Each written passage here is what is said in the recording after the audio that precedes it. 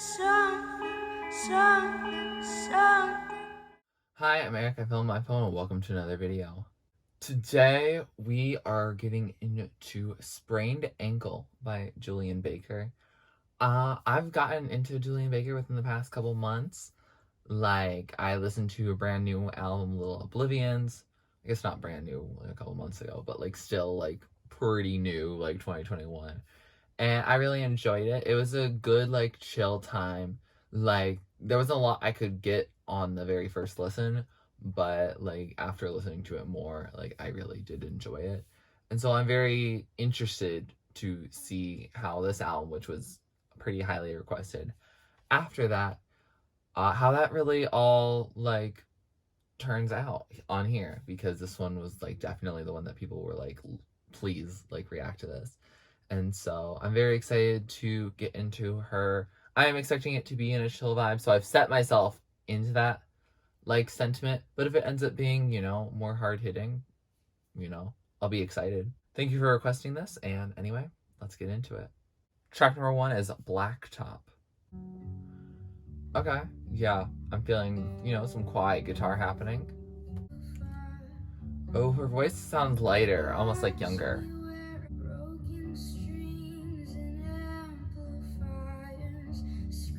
The broken strings and amplifiers? Is that what she said?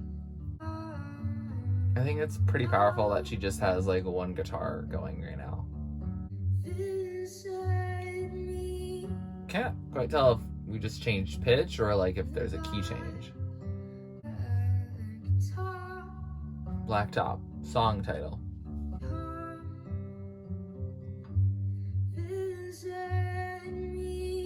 Come visit me.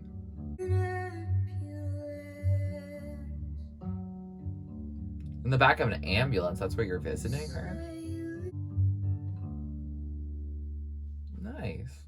So that was Blacktop, and that was an interesting opener. Like, the way she delivers and like how it's mixed, like, and how it goes through like the speaker. Like, I definitely won't be able to probably get a lot of lyrics on the first listen, like just listening and not reading. So I do my reading Genius lyrics after and get some like little bit of know-how about what's going on.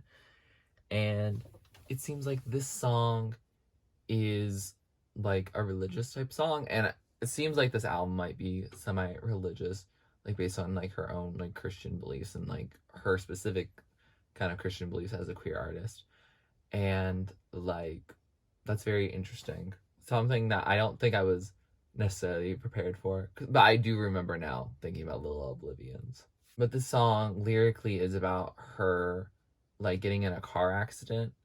Like, she had a car crash that she almost died from. Like, her head had been 6 inches to the right. I think the street lamps impact on the car would have like killed her. So like, that's very like fortunate that she's still alive, can still tell this story. And like, she seems like she's talking to like a god or a higher being in this. And so like, yeah, not something I necessarily personally relate to, first of all, because I haven't gotten in such a bad car accident or really had an experience in which I almost like, became no longer living. So like, definitely, like, I'm sure it's a song that moves a lot of people, but I think I need to listen to it more. I think this album is probably going to be a headphone versus a like speakers like thing, but we have to listen to it after the fact because y'all have to hear the music as I talk about it too. Sonically, it's very minimalist, like, and it seems like based on what I was reading that apparently it was like recorded like in kind of like one session to save like money, and she initially didn't think she was going to record these songs. This is like her debut album, and so like it's probably going to be pretty chill throughout the entire album, but this song in particular literally just had like one guitar and her voice pretty much. I think there was a little bit of percussion at one point, but like definitely very minimal. Definitely allows her to vocalize her message, but of course the mix, at least for me, was kind of loud for me to understand what she was singing at the time of her singing. So like, it's definitely very stripped back, definitely feels very raw, but I think I have to sit with it more before I have a full opinion on this song. Track number 2 is Sprained Ankle, the album title. Ooh, I like that. Doo doo. I feel like we're definitely getting into a piano ballad territory. Should I write about songs other than death?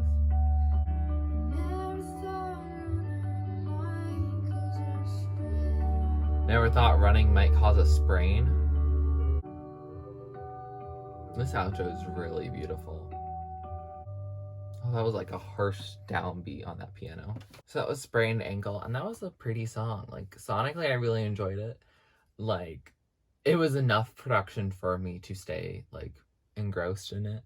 Like, I was definitely feeling, like, the emotions behind it. Like, I'm a more of a, if you're gonna strip it back, do piano over guitar. That's my personal preference. But I understand, like, times when, like, guitar is preferred and makes more sense.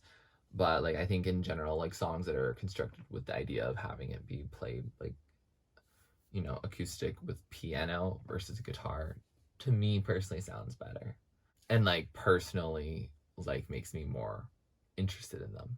But this song is kind of her reflecting on herself. Like, she's like, wish I could stop writing songs about death, because that's what she talks about a lot in her songs. I recall even Lil Oblivions talks a lot about that.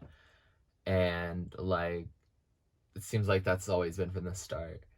And now she just, like, kind of, like, realizing that she can be very vulnerable in her songs and, like, you know, singing to a stage, but, like, around the person that it's about, or, you know, the people that she loves, like, she can't be that open.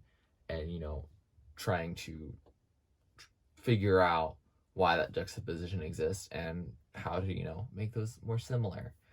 And as you could probably tell, I am not good at hearing her lyrics, because at the end it's a marathon runner, my ankles are sprained. I thought it was never thought running could cause a sprain, which I think both would work in the context of the song. But it's interesting that, you know, it's more past tense of, like, oh, you can't just, like, run because your ankles are sprained, versus, like, oh, retrospectively, like, oh shoot, I really didn't think that would happen, but it did. So I don't know, I like my lyrics too, but I know they're not the right ones sometimes. But that happens, I know, a lot of times in music for all artists, any artist that the vocals aren't, like, super clear for. I liked the song. I liked that it was, like, kind of on the shorter side, because I think it got its point across and then it moved on, which is, like, I think if a song doesn't need to, you know, be that repetitive, it doesn't need to. And so it kind of reminded me almost like my experience with, like, Be the Cowboy by Mitski, and realizing, like, sometimes there is beauty in short songs, sometimes there's not. And, like one of the ones that I think of is, I think of, like, A Horse Named Cold Hair, like, where there's, like, that point and it's like, I think the song itself is, like, between a minute and 2 minutes, and it's, like, a pretty, like, short stanza, but it's said, like, so slowly. And I feel like for her, like, she says all the things pretty slowly, and it's like a, you know, musing on something. And I think it works here. I think it's a good album, like, title, because it definitely gets you intrigued. And, like, I'm really excited to see, now that we've heard, like, what her, like, kind of mission statement and what her, like, agenda and her ideas are at this point in time in her life, we can then hear the rest of the album. Track number 3 is Brittle Boned. Okay, back to guitar.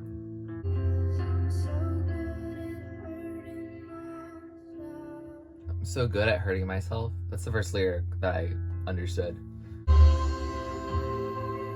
Oh, I like how we built with that percussion. All right.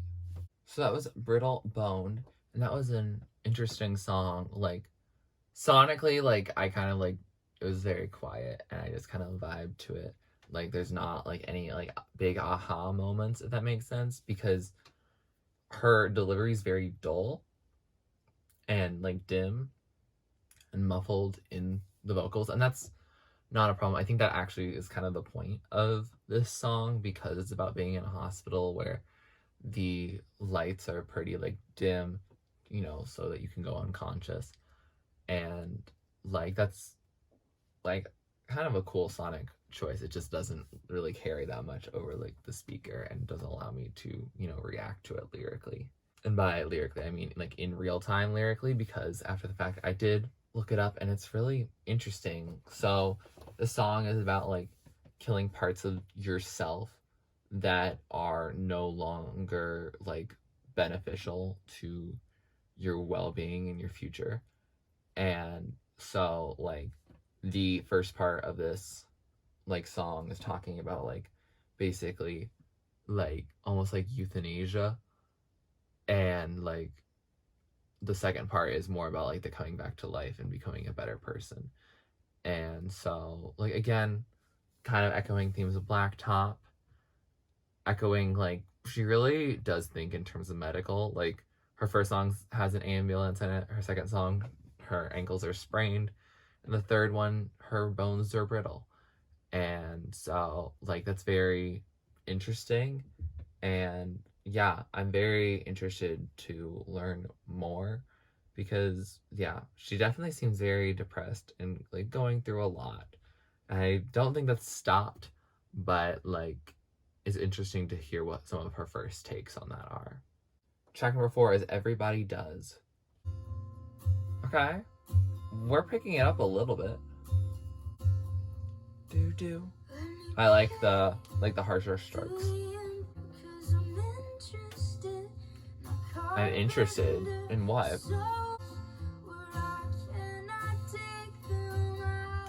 Oh, splinters beneath your nails where you can't dig them out? Ew.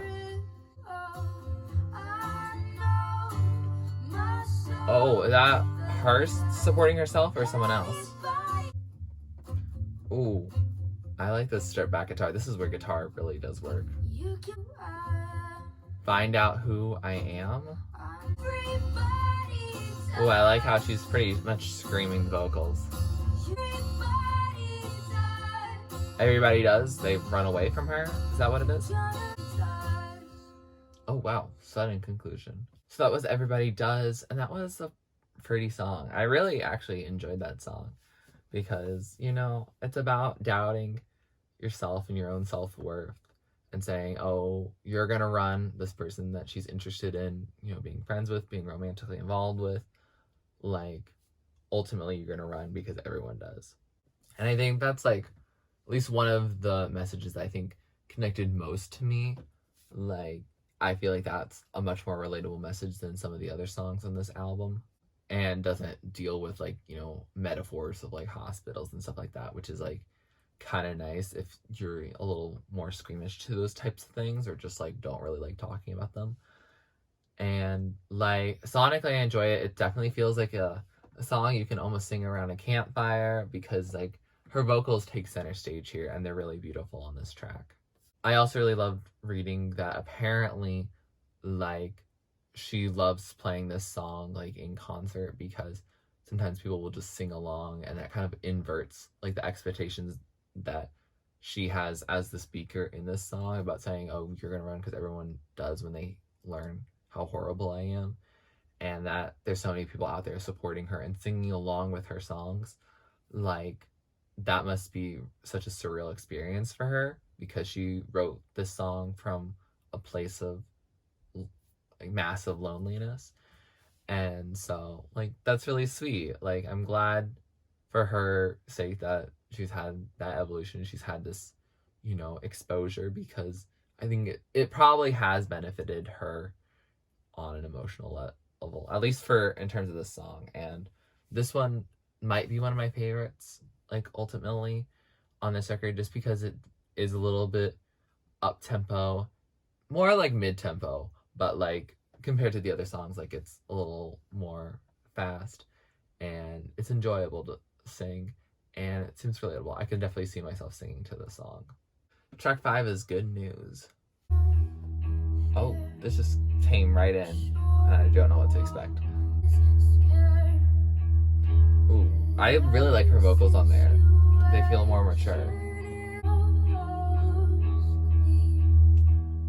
Trying hard to keep my nose clean. Is that a drug reference? It's not easy.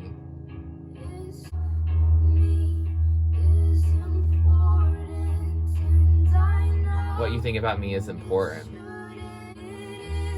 Oh, she thinks it shouldn't be important, but it is.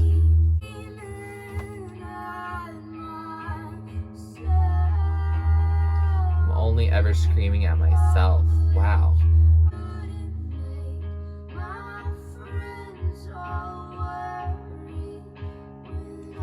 Shouldn't make my friends all worry.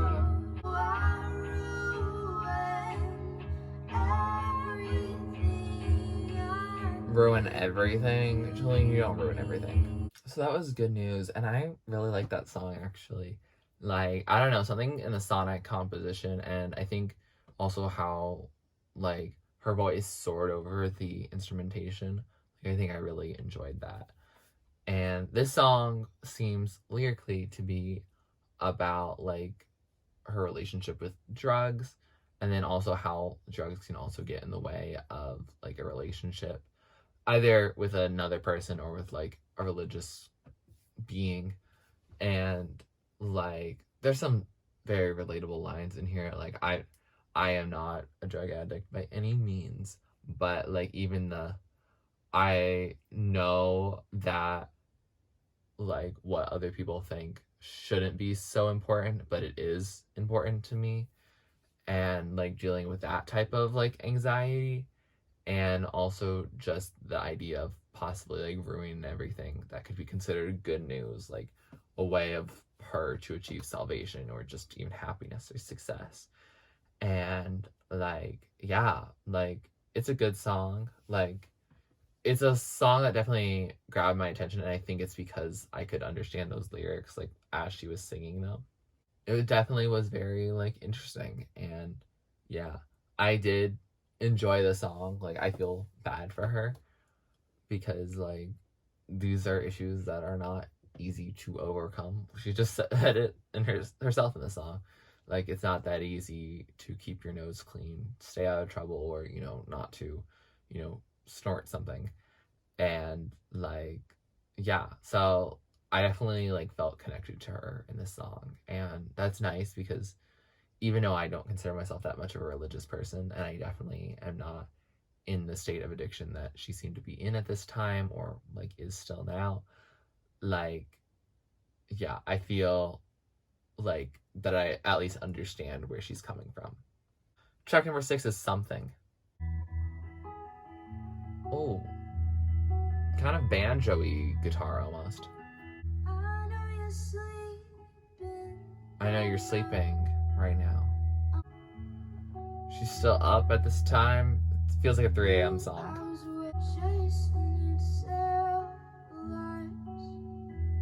Chasing your tail lights when I close my eyes.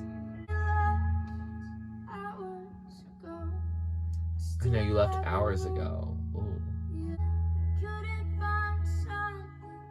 Should have said something, but I couldn't find something to say. Oh, okay. Sing, Julien. Well, this song is starting to move me. Something, something.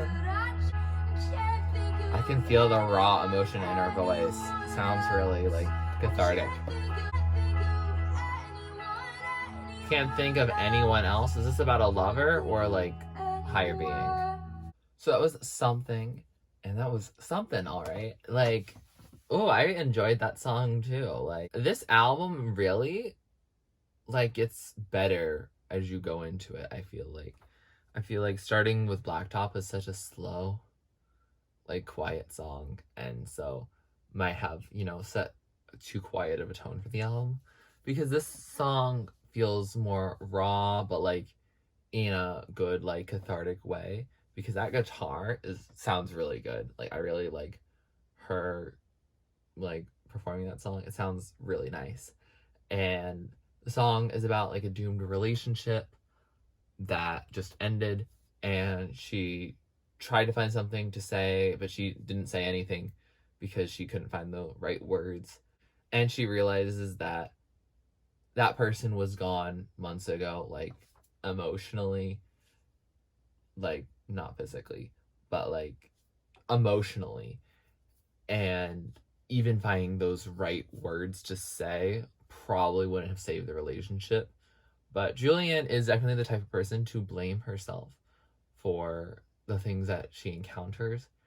And, maybe part of it is for her to bear blame, but it seems like the relationship just at that point seemed like it just wasn't going to work out. And so I feel bad for her. This one doesn't feel like a religion thing because it seems like she's trying to chase after their car, like when she closes her eyes, and like seems like there's this like paradox between the action and inaction, and like wanting to act but really just not acting at all, but then also singing this song as a form of action as well. So very interesting, very meta. And yeah, I'm excited to listen to it again because I think it'll sound really good in headphones. It's definitely very raw, but it feels in a good cathartic way, and I would definitely listen to it again. Track number 7 is Rejoice. Okay, pretty quiet number right now.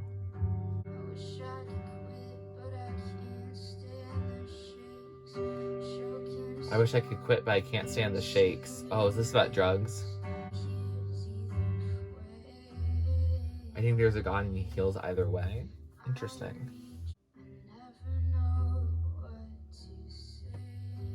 I never know what to say. That feels kind of similar to something.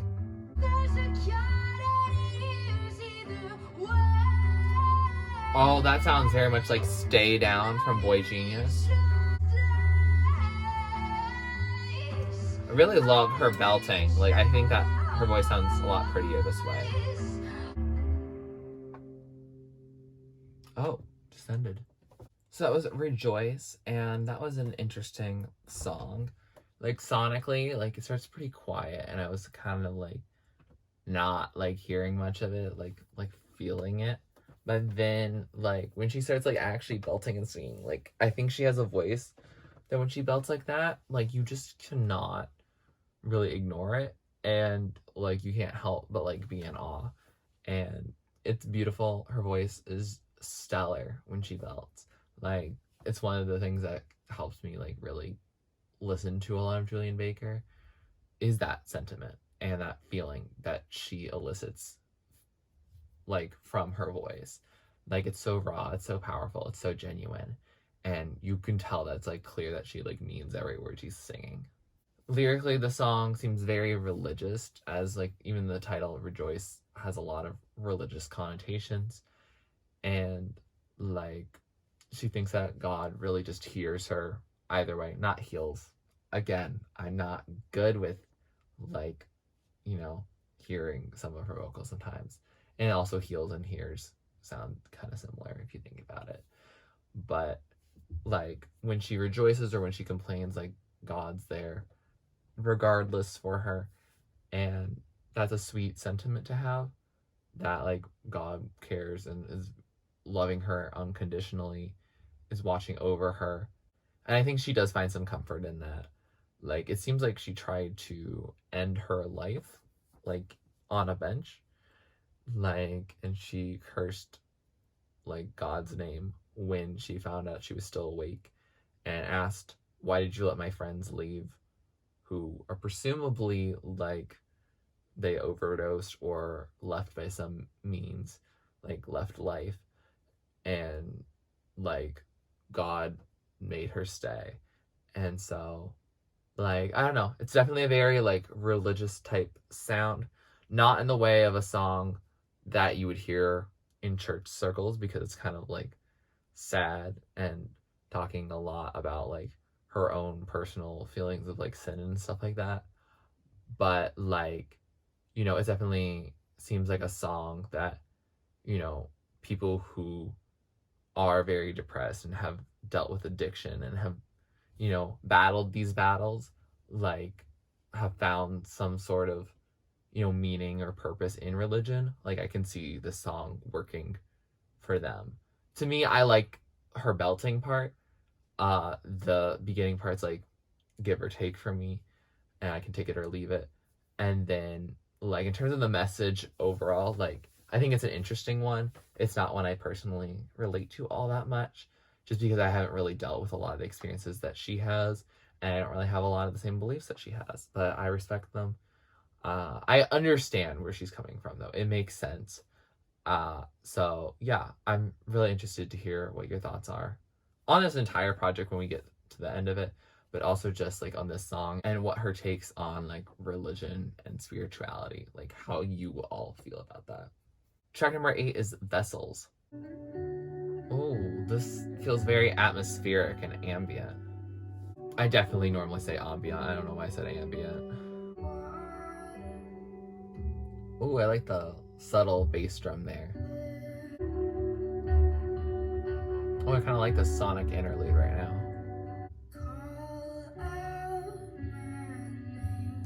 Call out my name.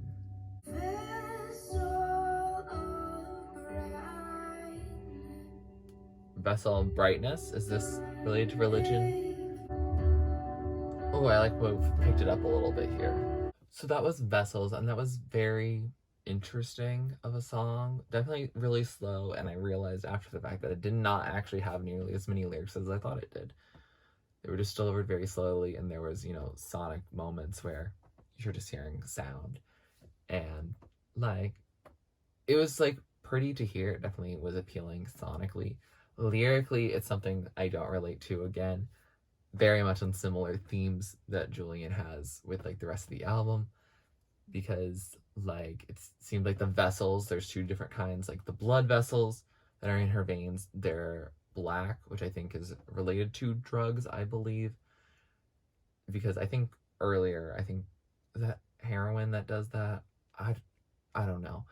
uh but there's also the vessels of brightness that is like, like God, Holy Spirit, Jesus, etc., like coming into her life, and not necessarily making her enlightened, but like at least have that sort of belief, like have that sort of rock that she can turn to, because as she very much admits that she's very like mentally like unstable during these times. And so like it's definitely nice to have some sort of like structure, like some, devotion of sorts, for her to feel at least some sort of normalcy and hope that life can get better for her. For me, the message, like, I think that's like a good message for her. Like, I think that like helps her. Like, whatever works for you. Like, as someone who doesn't necessarily practice Christianity by any means, like, it's not something that's inherently relatable to me, but like I can see how this could be definitely something that moves her, and I respect that. Track number 9, last track on this album, Go Home. Oh, we're doing piano. It's the time. I want to go home. Is that like to like heaven?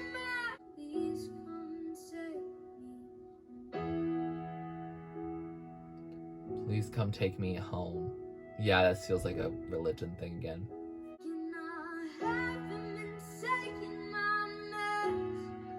I haven't been taking my meds. Look, this is an E major, and it sounds beautiful. Oh, she repeated that, but now very raw, cathartic. To make up for the lovers that never loved me. Oh, wow. Tired of washing my hands. God, I want to go home. That feels like a 2020, 2021 mood. The first part. Oh, sounds like a news thing. This piano is pretty, but I feel like it's getting distorted by the news. Wait, I think we've heard that sound bite before, like a minute ago. He is now a judge. Oh, that's ominous to end. So that was Go Home, and that was an interesting closer. Like, sonically, it's very pretty. It's piano, And I will say it again, the piano songs, like, they hit different than the guitar songs.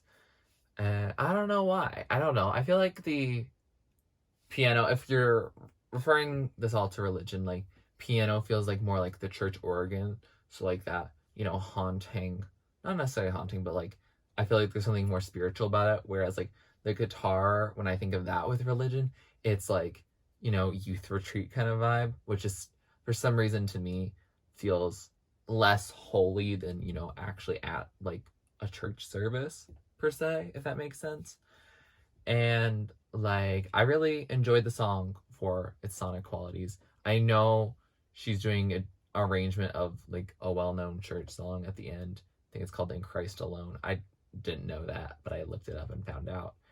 And apparently, the guy like talking at the end, like, apparently that happened like by accident when she was recording. Somehow her headphones picked up church radio when she was finishing her arrangement, which someone should explain how that happened.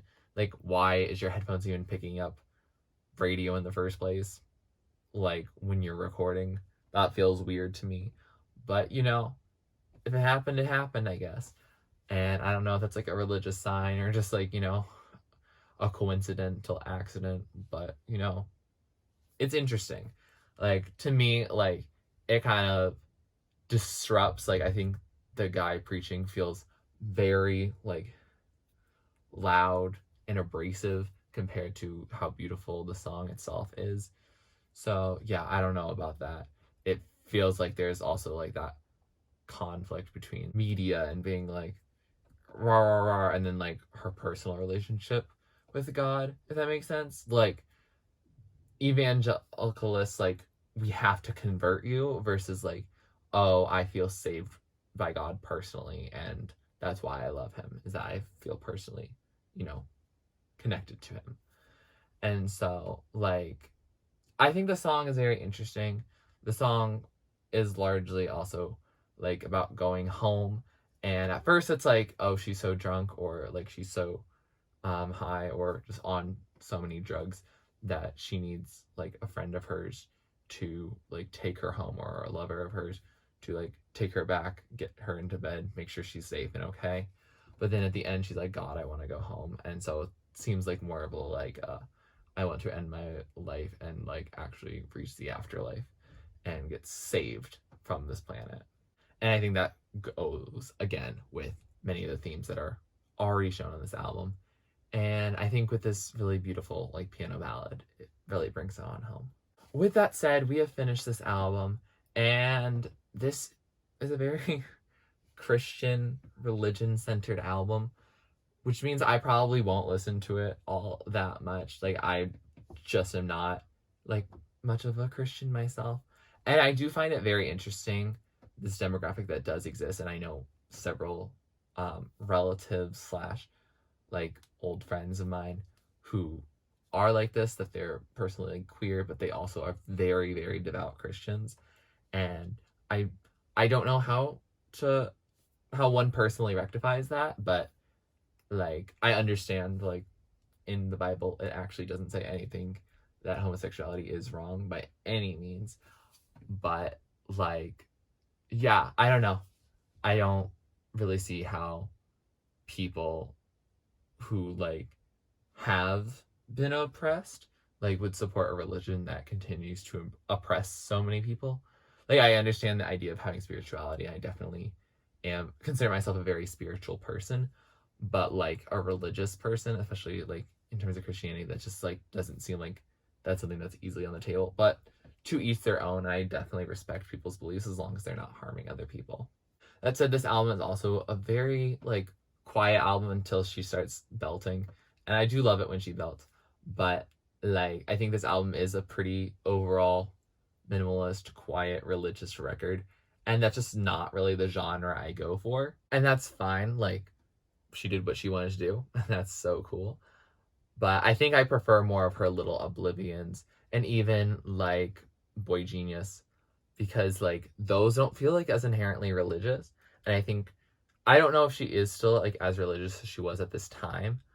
Like, she was pretty young at this time, I believe. but like I don't think she really has hyper focused so much on God and religion in her later songs, which for me makes them more like relatable and more interesting, because I feel like we hammer on the themes of like religion, death, addiction a lot on this record, and that's good to be consistent on a theme. But in terms of like each song felt very similar by that definition, and so there wasn't as much like, oh wow, this was happening. But I think for a debut album, like this is a really strong start in terms of it, like musically. Like she can definitely write a song. I just don't know necessarily if like the songs that she wrote during this period are necessarily the songs that I'm going to regularly want to listen to. One, because of Quiet. I feel like I've kind of, based on some of my more recent reactions, like Stranger in the Alps, like I've realized that a lot of the quiet songs and the really quiet, like sad, depressing songs just aren't what I'm in the mood for right now. And I think it's just, maybe it's because we've been in a pandemic for such a long time, and we finally see like we're having like the light at the end of the tunnel, and so it feels right to be like bold and out there again, if that makes sense, especially because of being cooped up indoors for such a long time. But like it's also like, you know, that's springtime, almost summertime, and like this is not what I would listen to in spring or summer, like normally, like especially if it's gonna be like a party time or whatever. So like I don't know, I think this album doesn't fit my mood much right now. It doesn't really relate much to my personal like beliefs on like religion and spirituality, which is cool. Like it's fine to have a different perspective. We should have several different perspectives. But like it just means that I probably won't regularly listen to it nearly as much as maybe some other like listeners of Julien Baker.